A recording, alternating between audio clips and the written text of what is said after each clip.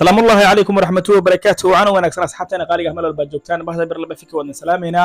سند عصب مالن عصب وقت عصب ترد عصب انتوا سند دكتورنتهين مدة كوبان وان كلام مقنعيني هاتن يعني اسكسر لابناي لأيدينكي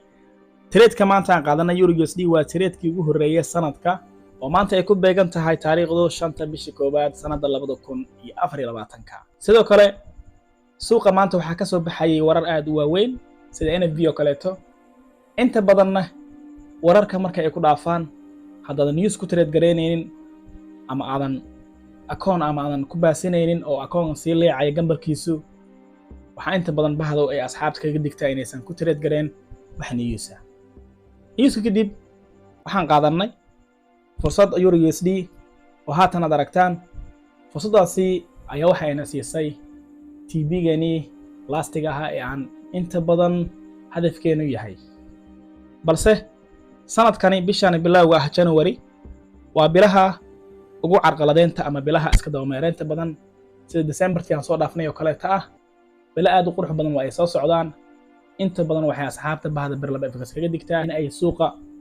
ay ku walacmaan suuqa ay ku dhaxlumaan waqti fiican baa soo socda aan u kaadino akoomadeeni aan ceshano yasan gambalka dhow nagu dhicin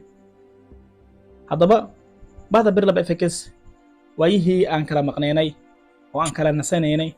inkastoo aan YouTube-ka aan joognay marka qaar aan wax soo dhigaynay hase ahaatee Instagram-ka iyo TikTok-ka iyo Telegram-ka baan ka maqnaynay haatan ay dib u soo laabanay bahda birlaba FX waxay asxaabteeda sheegaydaa in dadaalkii ay asxaabta u hayday iyo in ka badan inay u sii heed doonto alla idinkii sidoo kalena bahdo isdiiwaangelinteedu ay bilaawi doonto 15 January la idinkii haddaba waa inaad leedahay jadwal sanadle ah waa inaad leedahay jadwal bil ah waa inaad leedahay jadwal weekle ah sidoo kale intaadan u qalab qaadan inaad wax qabatid ogsoonow qaladaadkii ka dhacay sanadka hore inuusan dib ugu soo laaban sanadkani qor ee aqri ee ha ku noqoto mid cilmi ka qaadanayso dibna damban ha ugu laaban aad baad u mahadsantihiin bahda birlaba FX meel baa joogtaan waxaan idin rajaynaynaa guul aad baad u mahadsantihiin assalaamu calaykum waraxmatullaahi wabarakaatuh